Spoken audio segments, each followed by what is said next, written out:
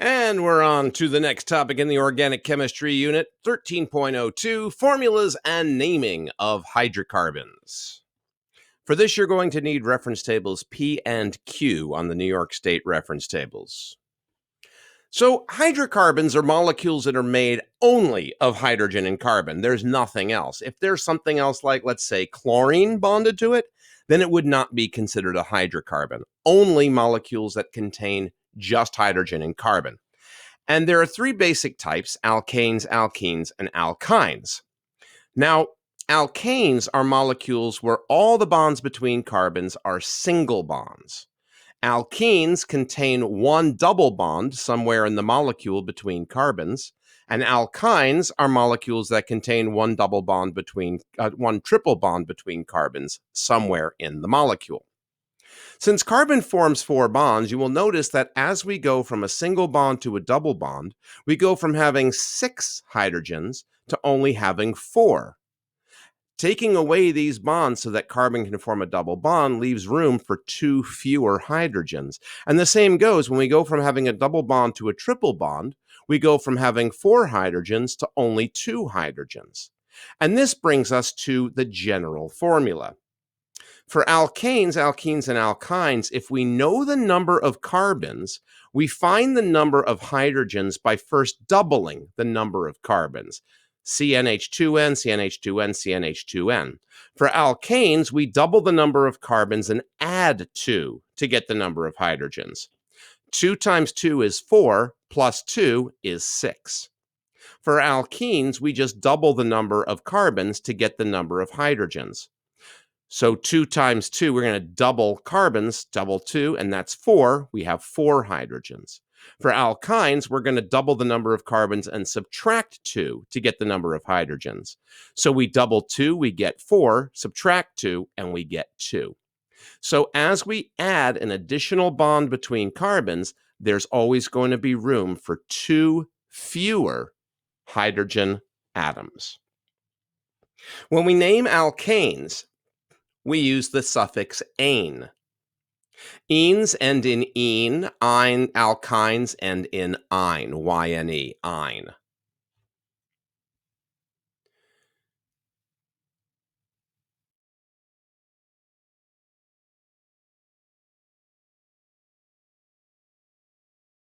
Okay, now, how do we name and write the formulas for these hydrocarbons?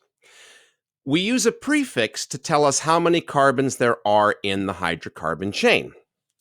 So you know how to count from 1 to 10, right? 1, 2, 3, 4, 5, 6, 7, 8, 9, 10. You might even be able to do it in French. 1, 2, 3, 4, 5, 6, 7, 8, 9, 10. You can maybe even do it in German. 1, 2, 3, 4, 5, 6, 7, 8, 9, 10. You can even do it in Spanish. 1, 2, 3, 4, 5, 6, 7, 8, 9, 10. But in Organese, it's meth, eth, prop, but, pent, hex, hept, oct, non, dec. That's how you count from 1 to 10. So if your molecule contains one carbon, then its prefix is meth, methane, methanol, methanal, methanoic acid. If there are 2 carbons, the prefix is eth, ethane, ethene, ethine, ethanol, ethanal, ethanoic acid. If there are 3 carbons, it's prop, propane, propene, propine, propanol, propanal, propanone, propanoic acid. If there are 4 carbons, it's bute, butane, butene, butine, butanol, butanal, butanone, butanoic acid. If there are 5 carbons, it's pent, pentane, pentene, pentine, pentanol, pentanal, pentanone, pentanoic acid. If there are 6 carbons, it's hex, hexane, hexene, hexine, hexanol, hexanal, hexanone, hexanoic acid. If there are 7 carbons, it's hept, heptane, heptene, heptine, heptanol, heptanal, heptanone, heptanoic acid. If there are 8 carbons, it's oct, octane, octene, octine, octanol, octanal, octanone, octanoic acid. If there are 9 carbons, it's non. Oh, I love this one. Nonane, nonene, non-9, nonanol, nonanal, nonanone, nonanoic acid. If there are 10 carbons, it's dec, decane, decene, decine, decanol, decanal, decanone, and of course, decanoic acid. So we use these prefixes for all molecules, regardless of whether they're hydrocarbons or other kinds of molecules. Now, that's the prefix. That's reference table P on your reference tables. P for prefix. Aha. The suffix depends on the type of hydrocarbon. So again, We have alkanes and an ane, alkenes and an ene, and alkynes and an ine. So that means that a 7-carbon alkene would be called heptene, and a 4-carbon alkyne would be called butyne. Okay?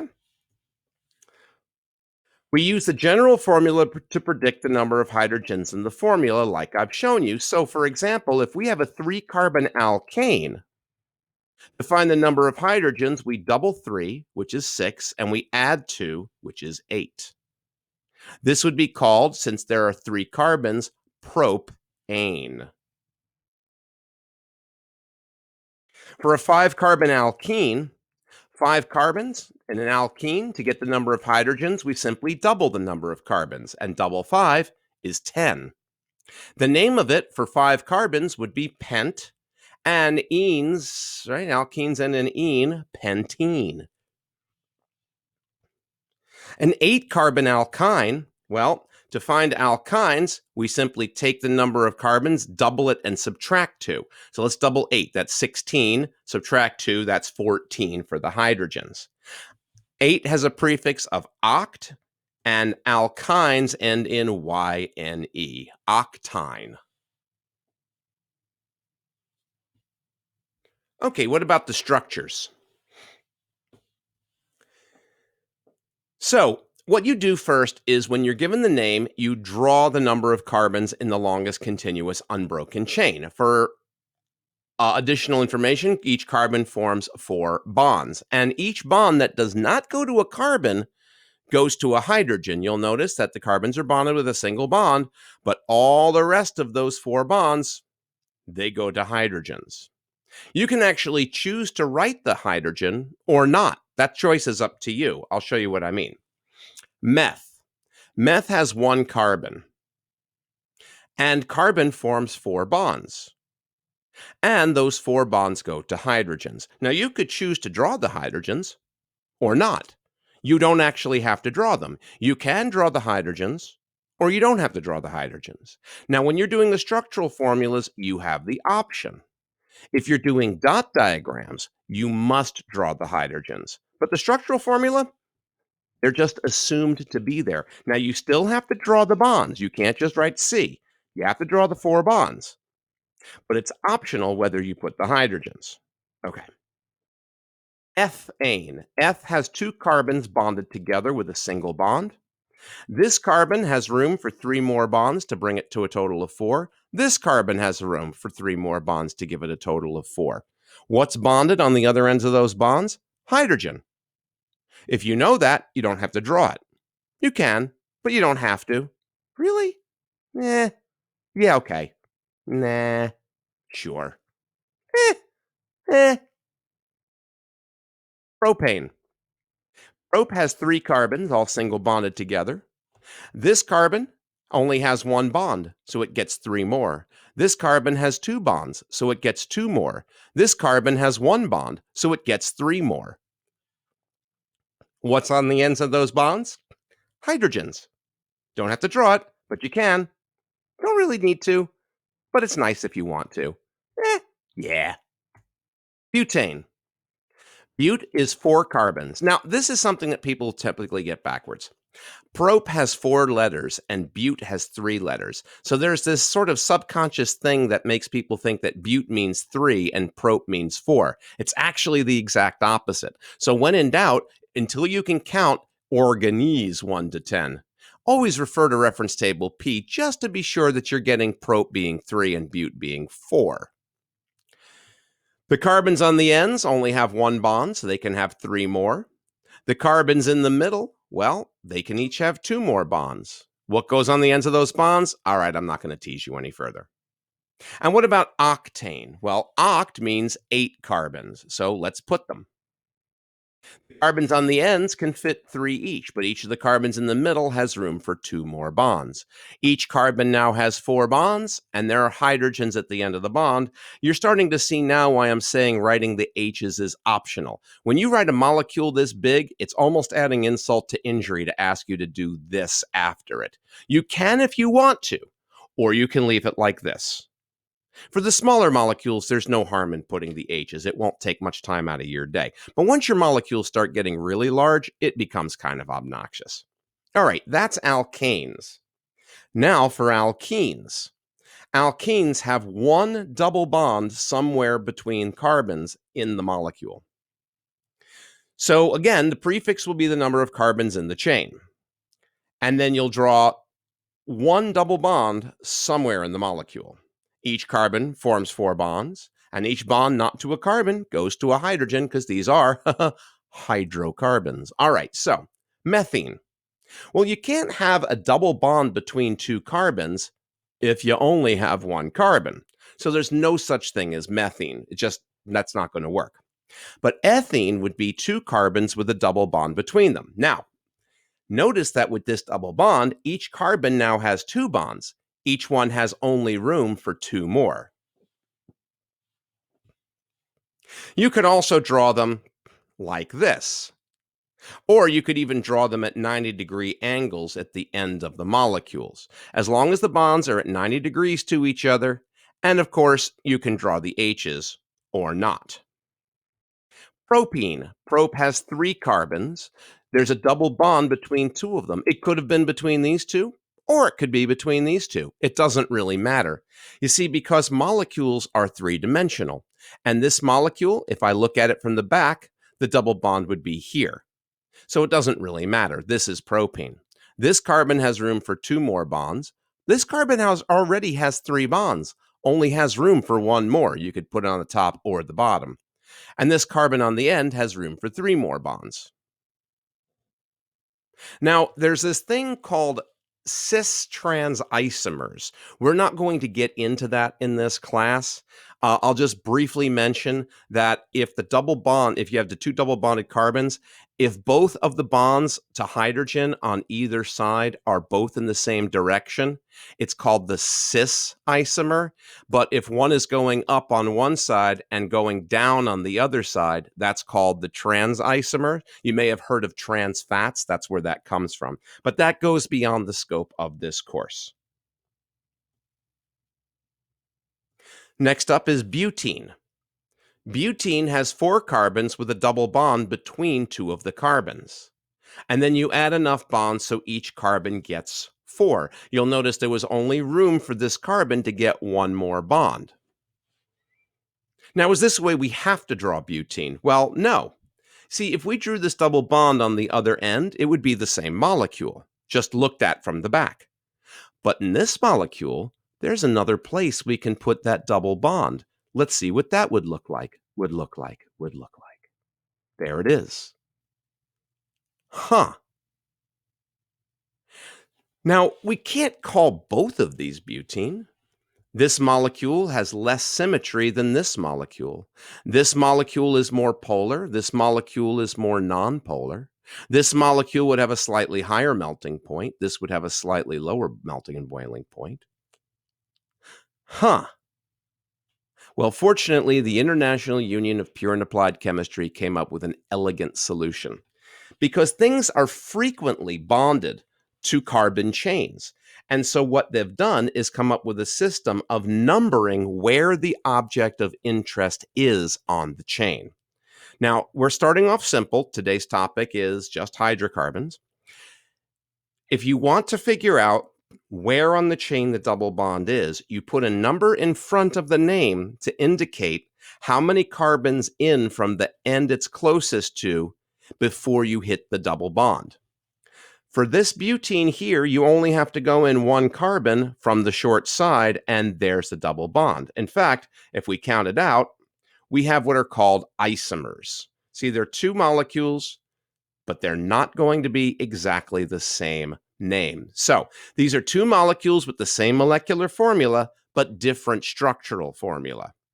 And this is the main reason why there's over 7 million compounds that we know about and potentially trillions more. What we do is we indicate the lowest numbered carbon, the distinguishing feature the double bond is on, by putting a number in front of the name. So what would the lowest numbered carbon we could assign to this double bond? Well, if we count in from the left, we go in one carbon. If we come in from the right, we have to go three carbons. We always go with the lowest numbered carbon. The name of this molecule is 1-butene. Let's break it down. It's 4 carbons, and there's a double bond, 1 carbon in from the end. That's why if we put the double bond on the other side, it would be exactly the same molecule, because now it would only have to go 1 carbon in from the right side, and it would still be 1-butene. On the other hand, in this molecule, it doesn't matter what side you go in from, the double bond is 2 carbons in from either end, so the name of this molecule is 2-butene. Breaking it down, it's a molecule that contains 4 carbons and a double bond 2 carbons in from the end that it's closest to. All right, let's apply this to alkynes. Same thing applies. Methine. Since alkynes have triple bonds between 2 carbons, it's impossible to have a 1 carbon alkyne. But a 2 carbon alkyne would be called ethyne. You'd have a triple bond between the 2 carbons, meaning each carbon now has 3 bonds, leaving room only for 1 more bond each. Propyne would have 3 carbons with a triple bond between them. The carbon in the middle already has 4 bonds. There's no room for any hydrogens to fit on this molecule. That would be its structure. Now I hear you ask, wouldn't we call this 1-propyne? Not necessary, because if the triple bond was here, it would still be 1-propyne. Therefore, since it's got the same name, we don't need to put a number before it. 1-butyne would have 4 carbons with a triple bond, 1 carbon in from the end. It could be from the left side or the right side. So if this triple bond was over here, it would be exactly the same molecule. This carbon already has 4 bonds, and so has room for no more hydrogens when bonded. That's 1-butyne. What about 2-butyne? Well, same thing. You're going to have 4 carbons, except now the triple bond will be 2 carbons in from the end. And we'll put enough hydrogens so that each carbon has 4 bonds, including the bonds it has to other carbons. And there you go. So let's try drawing 3-octene. So let's see. Oct means 8 carbons. So ene means there's a double bond, and the 3 means the 3rd carbon in from the end. And it doesn't matter whether you go in from the left side or the right side. It just doesn't matter. So here's our 8 carbons. And 3-octene means 3 carbons in from the end, we have a double bond. That means we could put the double bond here, or we could put the double bond here. It doesn't matter. It'll be the same molecule. Let's count in 3 from that side and put the double bond there. Now we're going to add in enough bonds between carbons, all the single bonds, and then enough bonds to those carbons to bring the total bond count to 4 per carbon. And then we could either draw the hydrogens or not. Draw them or not.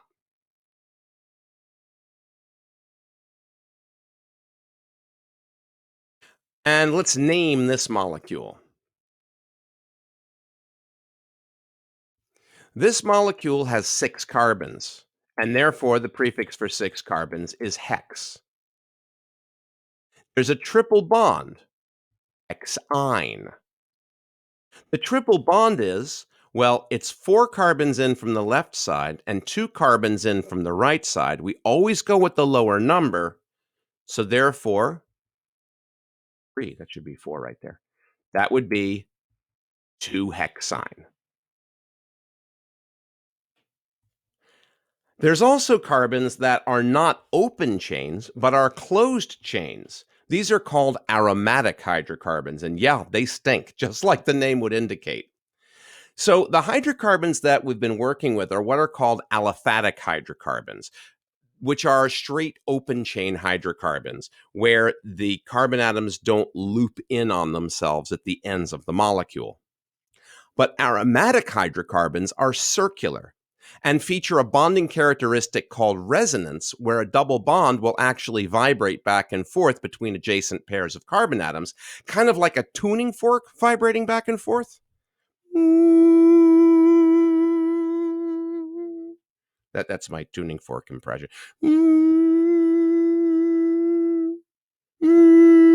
Yeah, okay. Now, here's an example of this. This is a molecule called benzene.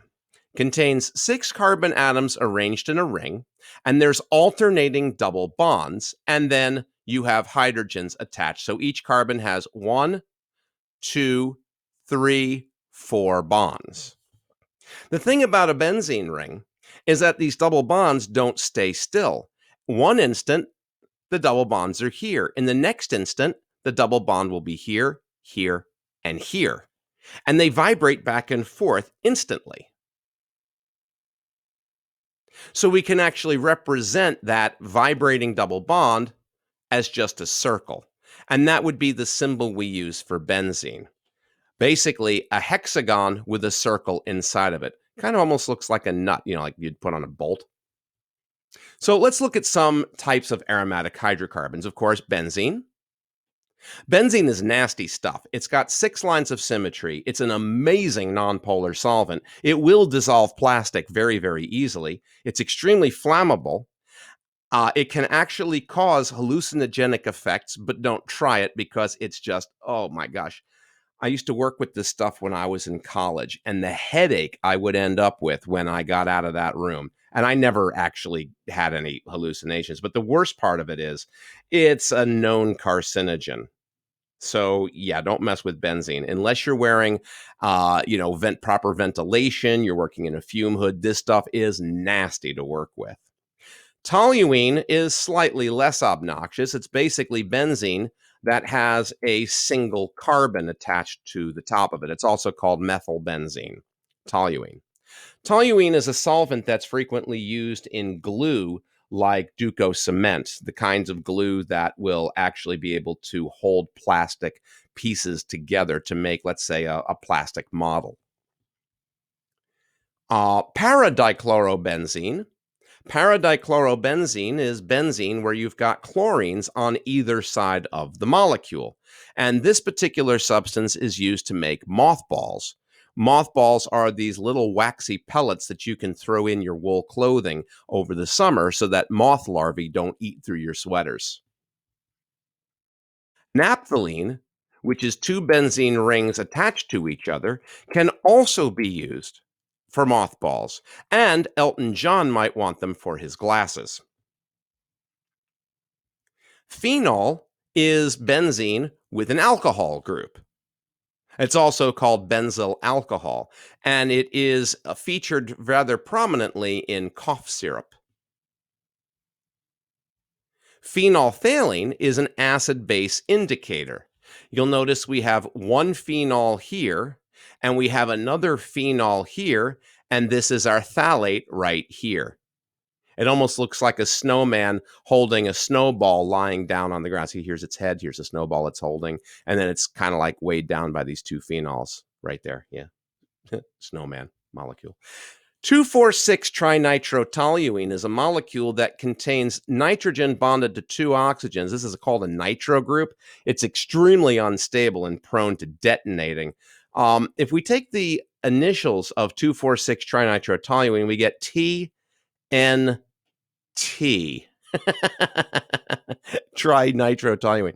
TNT. That's right. It goes boom, and it goes boom real good. Anyway, that's hydrocarbons, ladies and gentlemen. And until next time we meet, which we'll take a look at what happens when you put stuff on a hydrocarbon chain. I like to call it dingly danglies that dangle off the dongle. Well, anyway, until that time, take care of yourselves, be well, and as always, bye.